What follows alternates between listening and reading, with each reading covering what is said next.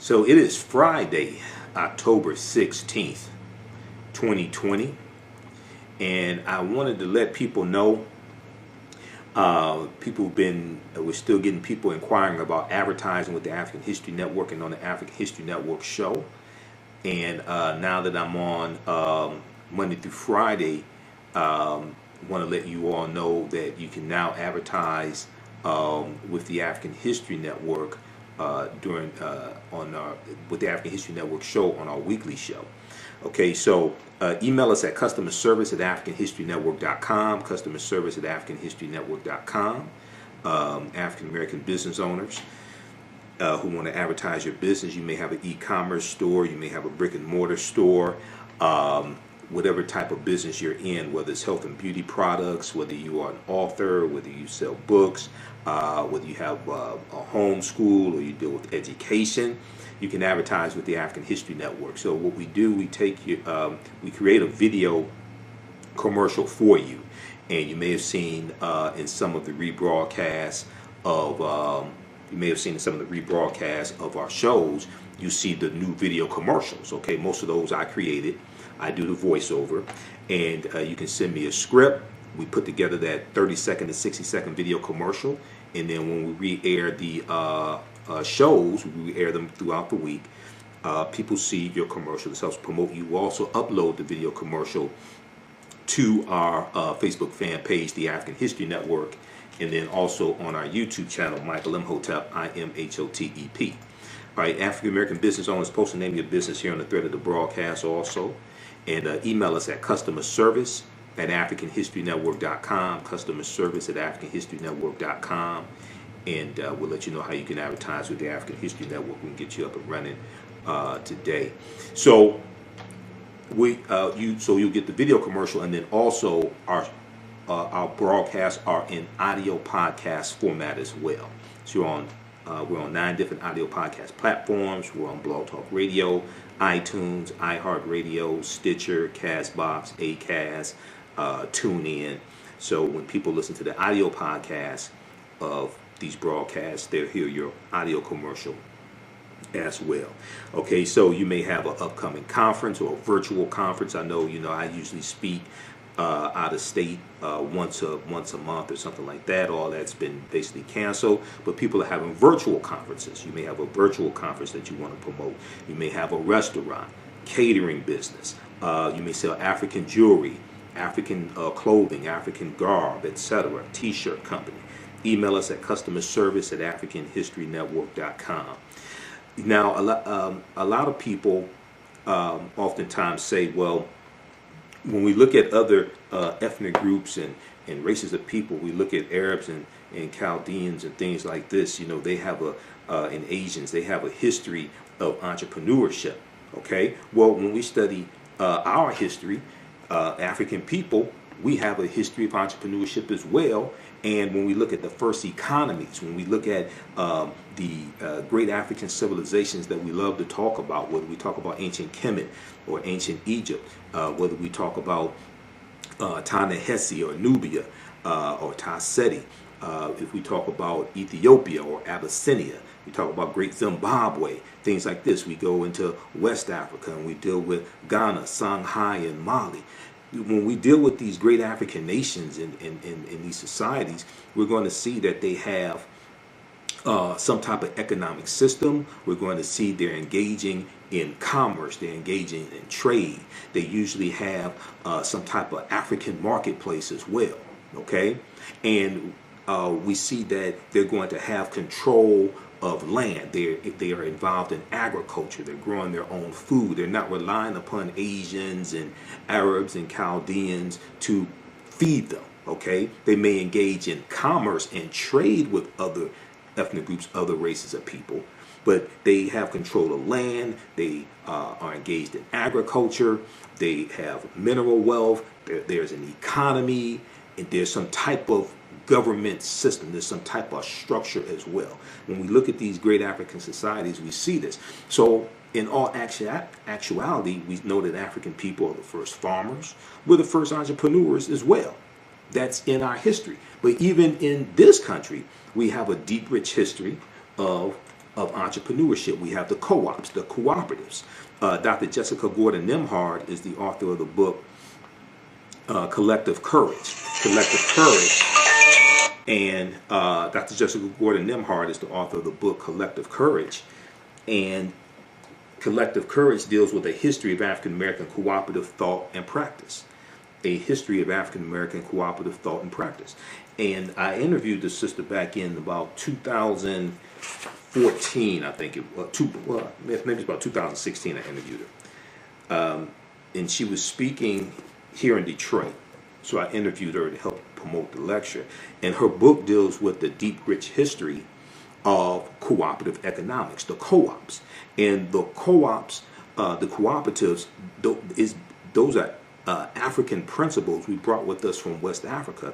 And you're dealing with these cooperatives, like whether it's the Colored Merchants Association, whether it's things like the Colored Farmers National Alliance and cooperative unions. These are ways that African Americans engaged in economic empowerment, engaged in business, engaged in economics. And it's a collective. The members were owners of the organization or of the business or something like that, as opposed to maybe just individual owners or maybe just a family owning a business. You had a collective, and you could compete better. You could the owners shared in the profits. It was more beneficial as opposed to the capitalism that we're taught, or it gets dressed up as black capitalism, etc. And what happened was a lot of African Americans went to white business schools, or they went to business schools at HBCUs that taught white business principles, and we then brought those white business principles back to the African American community, okay, and tried to use them. And for the most part, for the community in general, they don't work like the cooperatives did. They may work for your family, they may work for you individually, but the cooperatives were different. So when we look at things like the Colored Merchants Association, right? The Colored Merchants Association was created right around 1928, 1929. It comes out of the National Negro Business League. And this was an association of African American grocery store owners, so that they could work together, pool their resources together, learn marketing tactics, learn better accounting principles, buy in bulk so they get a lower economies of scale and better economies of scale, and they could better compete against the chain stores, the growing number of chain stores, the Kresge's and the Woolworths and A&P, things like this. This is the Colored Merchants Association that comes out of the National Negro Business League, and that National Negro Business League was founded by Booker T. Washington, okay, right around 1900. All right, so we have a deep, rich history of these co-ops. When we look at things like the Colored Farmers National Alliance and Cooperative Union, this was founded in 1886 in Texas. Okay, 1886 in Texas. It only lasts 5 years, but they grow to about 1.2 million members. Okay. Now, a lot of people haven't heard about this because oftentimes when we deal with this history, the cooperatives, the co-ops are left out. We have things like the Free African Society of 1787. We're going to have, even when we go back to slavery, we're going to have many cooperatives that are helping buy people out of slavery, helping pay for burial costs, etc. You know, we were doing crowdfunding before it was called crowdfunding. This is all in our history. These are all principles. So when you hear me talk about Dr. Leonard Jeffries and Professor James Small, two of my teachers, and when they teach, they talk about the pyramid principle. And we look at the three sides of the pyramid. The foundation is African history and culture. And it's African history and culture that gives us our VIPs, our values, our interests, and our principles. And this gives us a cultural paradigm that we see reality through. And then this helps define reality for us. And then the two sides of the pyramid are economic empowerment and political empowerment. Well, your history and culture influences how you engage into those economics. Okay, are you dealing with economic empowerment, engaging in economics from a cultural perspective, or are you dealing with it from a perspective that has been imposed upon you? Yes, we do. Yes, we live in a capitalistic society, but how do we engage in that capitalistic society? So when we look at the Colored Farmers National Alliance and Cooperative, they were formed in 1886 in Texas, despite the fact that both African American and white farmers faced great difficulties due to the rise, due to the rising price of farming and the decreasing profits that were coming from farming.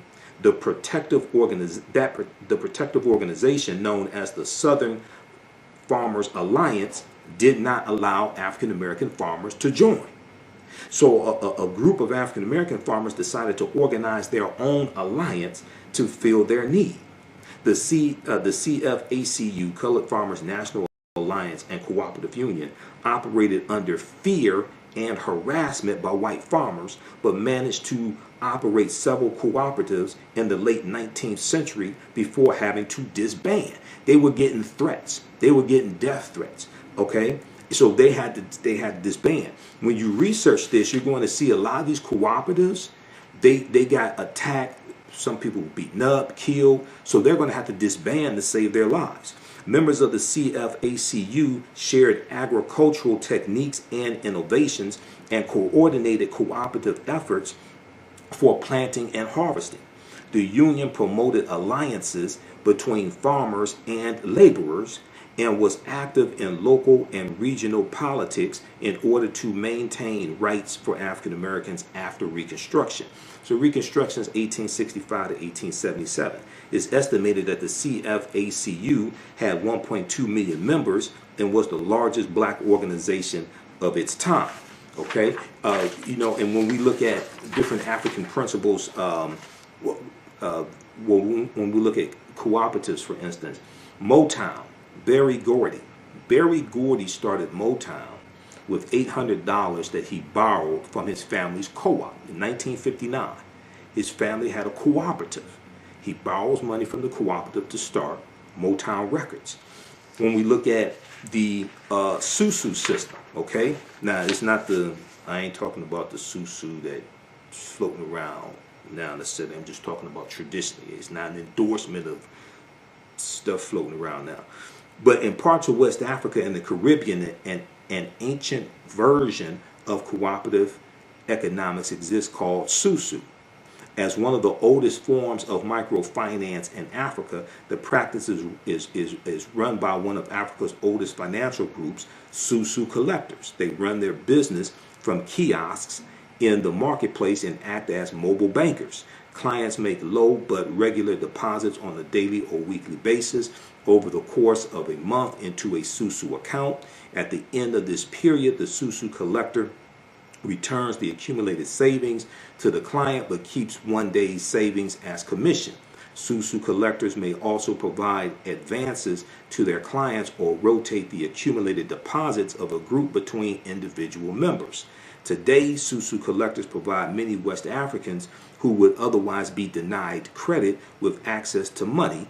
They need to start up small venture projects that in many cases benefit the community as a whole. In the United States, black immigrants from the Caribbean have enjoyed one of the highest economic growth rates using a form of the Susu and leveraging this practice to establish successful credit unions. So when we look at credit unions are one of the most well-known forms of a cooperative, because when you belong to a credit union, you are a member as opposed to a bank. You are a member, okay? So you as opposed to just somebody who has an account with the credit union, as opposed to somebody who has an account with a bank. With a credit union, you are actually a member, okay? So it's different. A credit union is a form of a cooperative as well. AtlantaBlackStar.com has a good article from 2013, 5 historic examples of cooperative economics, Ujamaa, that advance the black community.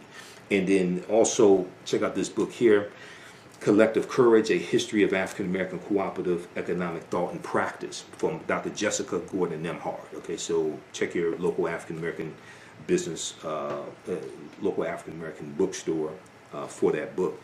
But oftentimes when I hear, and my degree's in business administration with a major in marketing from Wayne State University here in Detroit, a lot of times, when I've done business consulting for 7 years, I managed African American companies. We had contracts with City of Detroit, County of Wayne, State of Michigan, and in teaching entrepreneurship, a lot of times people don't know. A lot of times African Americans don't know our deep, rich history in economic empowerment, entrepreneurship, and principles we brought with us from Africa here as well, but don't even understand what we were actually doing during slavery. Okay, and then during Reconstruction.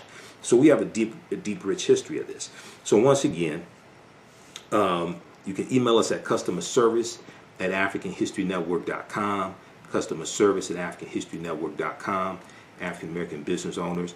You can advertise with the African History Network on the African History Network show. We're on Monday through Fridays now, and then what we do, we take your 30-second to 60-second video commercial, and I'll create a video commercial for you. So when you see some of the rebroadcasts of our shows, you see the video commercials in there. Black History Mobile Museum 101 is one of them. A lot of those video commercials, I'm the one that puts them together.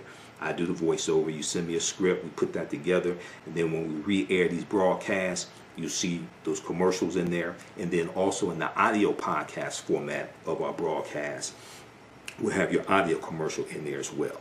Okay, so we're on 9 different audio podcast platforms: iHeartRadio, FM Player, TuneIn, iTunes, Blog Talk Radio.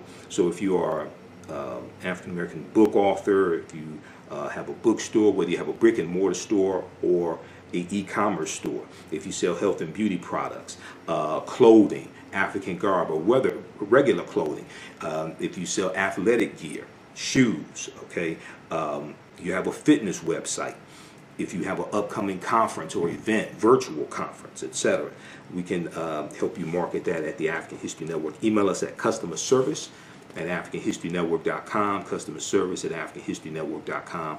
Also follow us on our Facebook fan page, The African History Network, The African History Network, and turn on notifications so you know when we go live. Follow us on our YouTube channel, Michael Imhotep, IMHOTEP, on YouTube as well. And check out this information dealing with the cooperatives, but also understanding our history when it comes to entrepreneurship and economic empowerment. That's always been part of of our movements, okay? Whether we talk about Marcus Garvey, even when we talk about the civil rights movement, that is the cooperatives were part of the civil rights movement. It's just not talked about a lot when they retell the story. They oftentimes they just talk about marching and sitting in and different things like this. But there was an economic component to the civil rights movement as well. And actually, if you look at this article from Vice.com, Vice.com, how black co-ops can fight institutional racism. How black co-ops can fight institutional racism. It's an interview with Dr. Jessica Gordon Nemhard, and on page 6 of the article, the question was asked by the interviewer: what role has cooperative economics played in black communities in the U.S.? And she responded, African Americans have engaged in some form of collective economics throughout our entire history in America.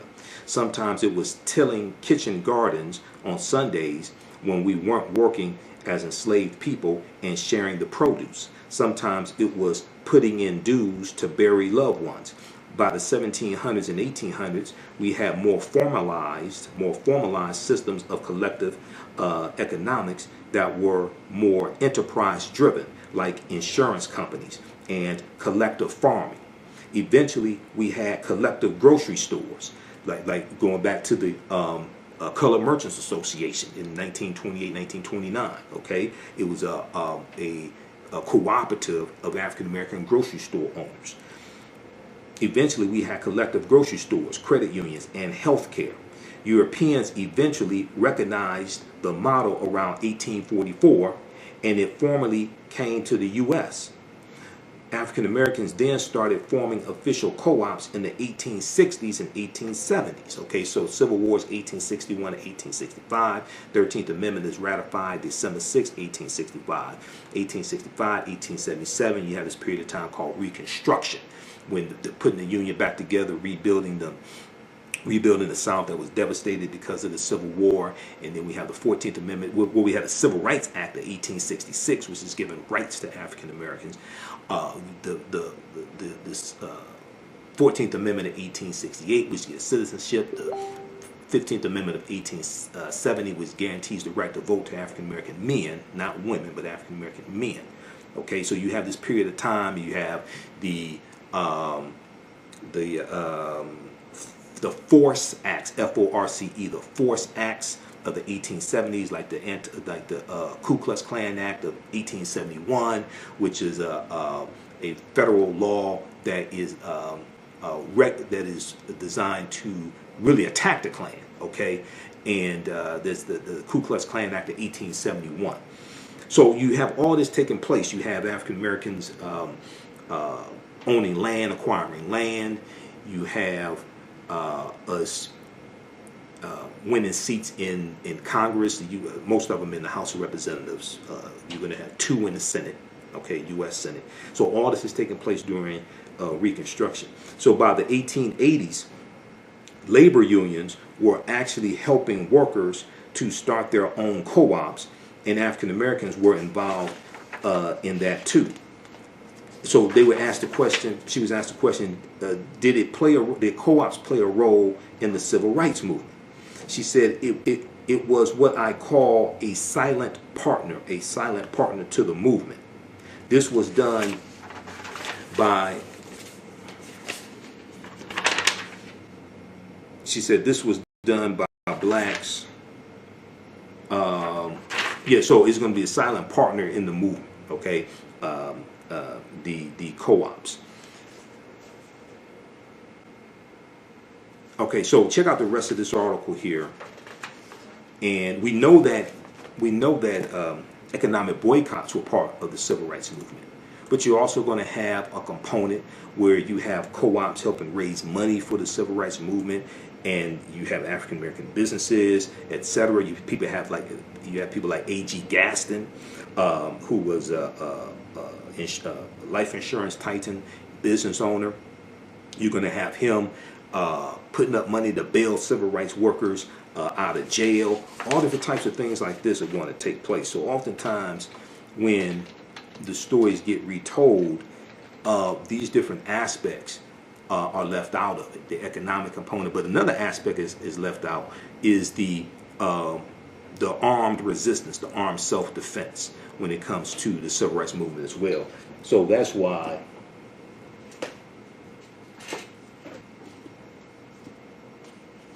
this book here is so important, and also the book by the Deacons for Defense.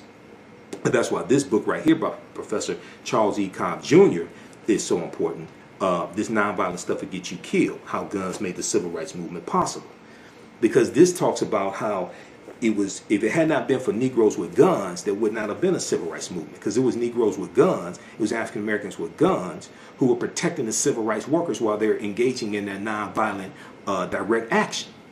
Okay, and when I interviewed Dr. Hassan Kwame Jeffries back in about June or July, okay, and he's a nephew of Dr. Leonard Jeffries. He's an associate professor of history at Ohio State University.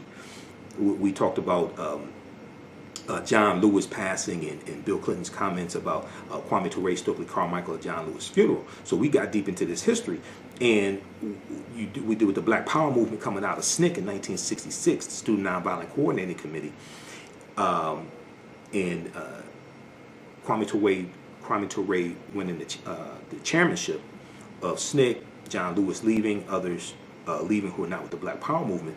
But we dealt with how you had African Americans with guns protecting the civil rights movement. Even before the Deacons for Defense and Justice is founded in 1964, I mean, we go back and look at Dr. King.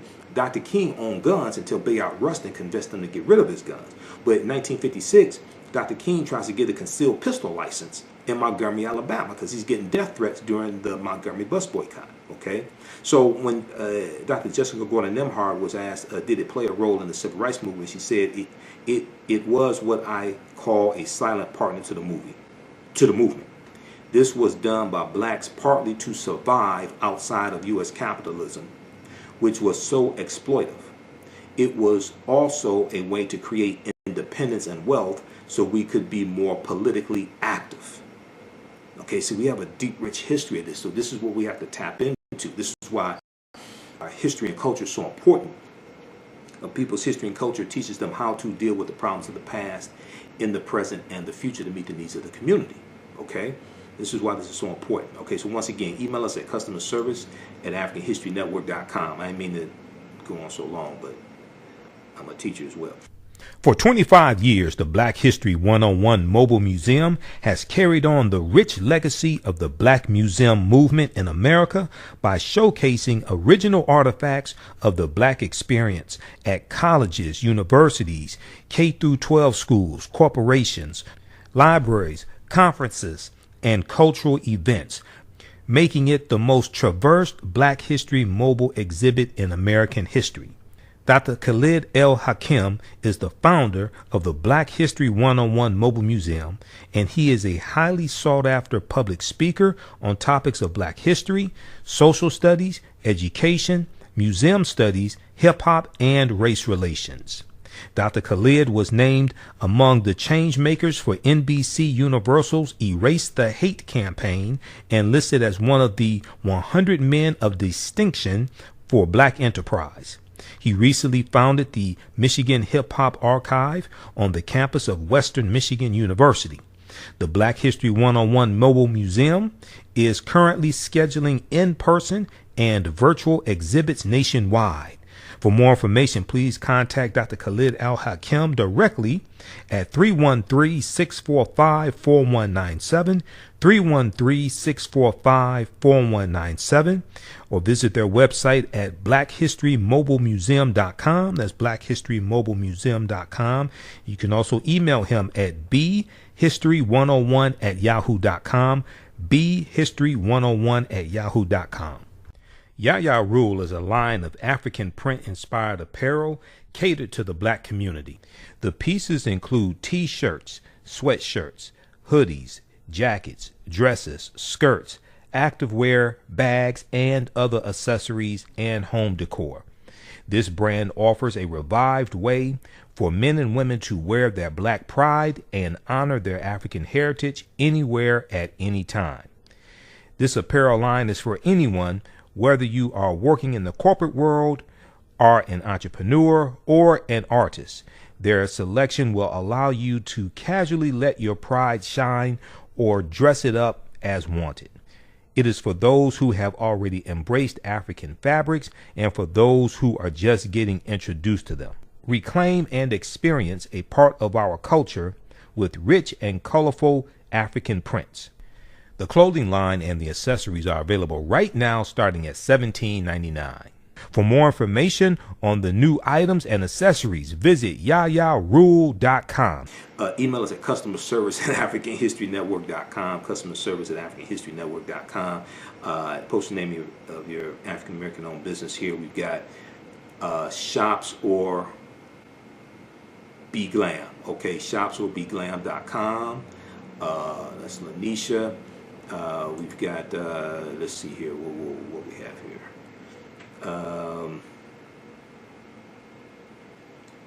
We've got, okay, we've got Patrick, Tamiko. Okay, we've got Joe.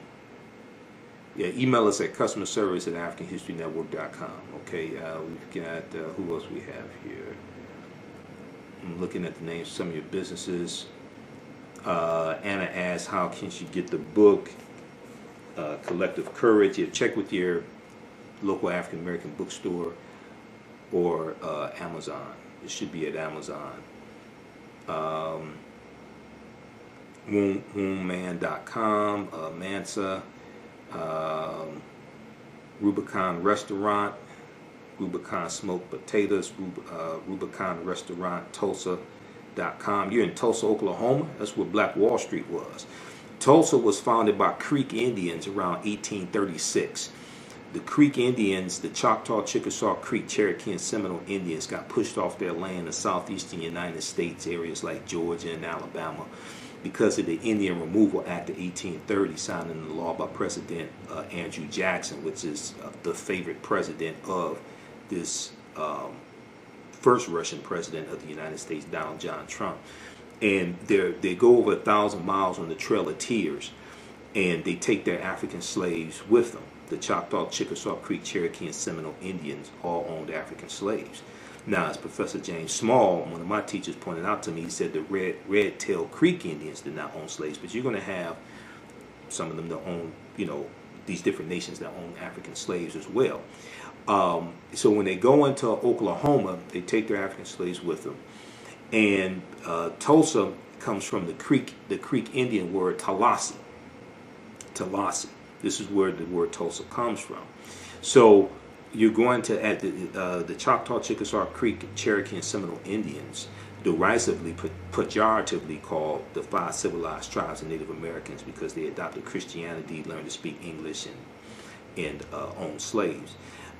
They're all going to fight on behalf of the South during the Civil War. They all fight on behalf of the Confederacy during the Civil War because they owned slaves. Okay, now you're going to have these Africans who marry into these various Native American nations, get citizenship rights, things like this. This is going to happen. A lot of us have some type of Native American ancestry. I'm one of them. I have Cherokee and Blackfoot on my mother's side of the family because my mother's from Tennessee. So what's going to happen is you're going to have the Black Freedmen Indian Treaties of 1866. And this is, so let me back up for a quick minute, and then we're going to end this. When these Native American nations take up arms against the Union during the Civil War, they violate treaties that they have with the United States. And these treaties stipulate that they can never take up arms against the Union. So before the Civil War, you're going to have these Native American territories where they own this land, where they have this land. That land is going to be taken back after the Civil War ends, and they're going to be put on reservations. But there are also stipulations that they have to free their slaves. Some of them don't free their slaves till like 1866, 1867. Because they did, in vogue said, give it up, turn it loose. They didn't want to give it up or turn it loose, some of them. Now, this is not, I'm not saying that we should hate Native Americans. That's not what I'm saying. I'm dealing with their history. I don't want people to misunderstand what I'm saying, because many of us have Native American blood. Many of us, there are black Indians that exist today. There are black Indians, and we saw that the Cherokee stripped the black freedmen in 2011 of their citizenship rights in the Cherokee Nation, and those black freedmen are going to sue to get their citizenship rights back in the Cherokee Nation, get their full rights, etc. Okay, so there are about 566 or 567 federally recognized tribal nations in this country. Okay, so I don't want us to I don't want us to look at all of them negatively or attack them, things like this, because see, white supremacy pits groups of oppressed people against each other to fight one another. The U.S. has violated over 371 peace treaties with Native Americans, and oftentimes you're dealing, when you deal with different ethnic groups or what have you, races, what have you, that are fighting one another, usually they're operating based upon misinformation that's been fed to them coming out of white supremacy. All right, so we have to understand that also. But when you read Books like The First Americans Were Africans Documented Evidence, and I just had Dr. David Imhotep on my show Monday, October 12th for Indigenous Peoples Day, Columbus Day. All right, The First Americans Were Africans Documented Evidence, which deals with the African presence in the Americas going back at least 56,000 years ago in South America, but in the land we call the United States of America, going back at least 51,700 years ago. Okay, the Khoisan, who come from southern Africa, the ancestors to the Inuit and the Twa, they were here going back at least 51,700 years ago, before Native Americans, the people who we call Native Americans, came into existence. The people who we call Native Americans are the offspring, in general, the offspring of intermixing between Africans who were already here and Asians who come here around 3000 BC, okay, about 5,000 years ago. They intermix, and their offspring are, in general, who we call Native Americans. If you look at old black and white photographs of Native Americans, and this is why I can't do these broadcasts like this and only do 5 minutes, because where's that book? This book right here. So if you look at old black and white photographs of Native Americans, this is Chronology of Native Americans, the ultimate guide to North America's indigenous people, right? When you look at old black and white photographs of Native Americans, these were not a very light-skinned, almost white-looking people, like a lot of Native Americans you see today. No, not an attack on them. I'm just explaining this. These were usually a dark-skinned people, oftentimes with high cheekbones. And what's going to happen, you have those who are the offspring of the intermixing of Africans and Asians, one. Two, when European settlers come here, a lot of the African groups that are already here, a lot of them get reclassified as Native Americans. Okay, so you have to really understand this chronology of history. Dr. Jose Pimenta Bay, who's one of the baddest scholars who deals with the history of the Moors, teaches about the history of the Moors. He used to teach classes at Temple University in Philadelphia. The last I heard, he's at Berea College in Kentucky. Okay, Berea College, incidentally, is where Dr. Carter G. Woodson, co-founder of the Association for the Study of Negro Life and History, September 9th, 1915, and founder of Negro History Week in 1926. Berea College is where Dr. Carter G. Woodson got his undergraduate degree. All right, it's just a little Black history fact, African American history fact. But so we have to understand this chronology of history. Now, in all of this history, this does not mean the transatlantic slave trade did not happen. It does not mean August 20th, 1619 did not happen when those 29 Africans on the White Lion pirate ship are traded for food and water and supplies. That does not mean that did not happen. That does not mean 1526 did not happen when the Spanish had taken Africans into the territory, the area we call South Carolina and Georgia. And they're enslaving them. Those Africans are going to overthrow their oppressors, and they're going to disappear, run away to join Native Americans. That doesn't mean 1526 did not happen. That does not mean 1513 did not happen when a West African born in West Africa around 1480 named Juan Garrido comes into Florida with Juan Ponce de Leon, the Spanish conquistador. He was African. That's probably the first person of African descent that we know of by name. Okay, even Dr. Henry Louis Skip the Truth Gates talks about Juan Garrido. He talks about Juan Garrido in where's Gates' book? You gotta bear with me. Okay, so I got like 5 stacks of articles in file folders to my left, and I got 7 stacks of books to my right. So you just gotta bear with me. But in Gates' book, African Americans, Many Rivers to Cross, he talks about Juan Garrido. Okay, in the I'll show it to you. This book right here. Actually, 2 books. Okay, so the African Americans, Many Rivers to Cross. In 2012, Gates did this, I think, a 6-part series on PBS. This is the companion book to that PBS series. Okay, and he talks about Juan Garrido in here. It's page, I think it's in the introduction. And just bear with me, I really did not plan to be on this long. I got a lot of work to do. page 4. Page 4. He's showing Juan Garrido and Juan Ponce de Leon. Okay.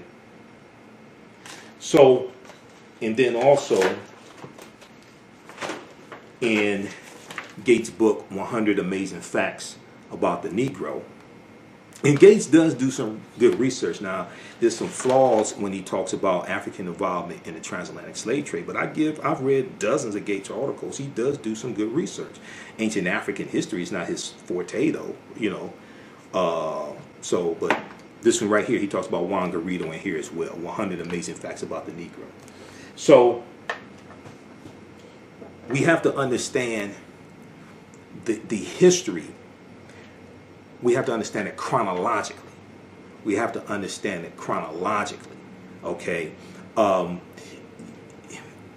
African people migrate at different times for different reasons. It could be voluntarily, it could be forced, etc. So just because African people were here for tens of thousands of years, that doesn't mean that doesn't mean we weren't brought here as captives also. You have to understand the chronology of like the last 50,000 years of history as opposed to just the last 500 years of history. All right. Okay, so that's going to be it now. Okay. Also, if you like this type of information, you can donate to the African History Network. $ the AHN Show through Cash App. $ the AHN Show through Cash App. So that helps finance the research, helps us keep doing our Sunday night show. We're still on Sundays, 9 p.m. to 11 p.m. Eastern Standard Time on 9-10 a.m. Superstation WFDF in Detroit. Now we're on Monday through Friday, also 11 p.m. to midnight as well. So now I'm doing 6 days of radio a week. Okay, I'm doing 6 days of broadcast a week. All right, so email us customer service at AfricanHistoryNetwork.com. We'll get you up and running right away. And the other thing is, if it's a situation where you say, well, look, I want to take advantage of this because we have limited inventory, we have limited space. If it's a situation where you say, okay, well, look, I want to take advantage of this to lock in my ad space, but I won't be ready to advertise for a month, or I won't be ready to advertise till December or something like that. That's fine also. Still email us. We'll get you locked in. All right. Okay, so remember, at the African History Network, we focus on educating, empowering, and inspiring people of African descent throughout the diaspora and around the world. Because right now it's correct wrong behavior. What you do for yourself, what you do to yourself, and what you allow other people to do to you and get away with is based upon what you think about yourself. What you think about yourself is based upon what you've been taught about yourself. What you've been taught about yourself is based upon everything you've read, heard, and seen about yourself. Remember, right now it's correct wrong behavior. It's not over till we win. Wakanda forever. Talk to you next time. Peace. Have you tasted the world famous No Frowny Brownie yet from the Pink Bakery? If not, what are you waiting for? They are vegan, gluten-free, and free of the big 8 allergens. While eating their No Frowny brownies, the fabulous Miss Tabitha Brown said they were very good. Very good. And you know, if she says that, they are. The Pink Bakery is the first black-owned, big 8 allergen-free baking mix company. Go to thepinkbakery.com, that's thepinkbakery.com, to order their No Frowny Brownie Mix today. Are you ready for a new black economy? Well, Happy, The Role of Economics in the Development of Civilization, is a brand new documentary that will set you on a new path of knowledge and enlightenment. The Happy film gives viewers a snapshot of our economic history from the dawn of civilization right up until today. The underlying theme of the film is the interrelationship between the 3 essential components of economics, politics, and culture. Happy brings together the brightest and most prolific minds in the fields of psychology, history, business, and politics, such as Dr. Leonard Jeffries, Professor James Small, Dr. Julian Malveaux, Dr. Zahi Hawass, and Jabari Osazi, and more. Together, they deliver a message of cooperative economics, financial independence, and a pride that we can all be inspired by. The film is on sale now. It's streaming on all digital formats. Or for DVD, please visit Happy, H-A-P-I, happyfilm.com. Use offer code HAPPY, AHN, for a 10% discount. Gain knowledge in minutes with Blacklist Ed. Blacklist Ed is an app that provides insightful summaries of books pertaining to the Black experience.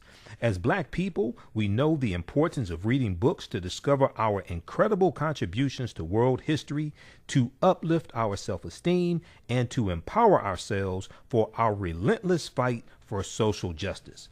Unfortunately, with our busy lives, it feels like there is never enough time to read a book.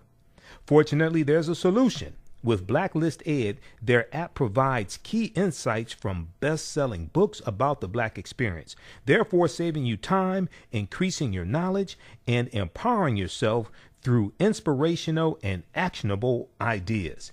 You can read or listen on the go. Start your free trial today by going to blacklisted.com. That's Black without the C, BLAK.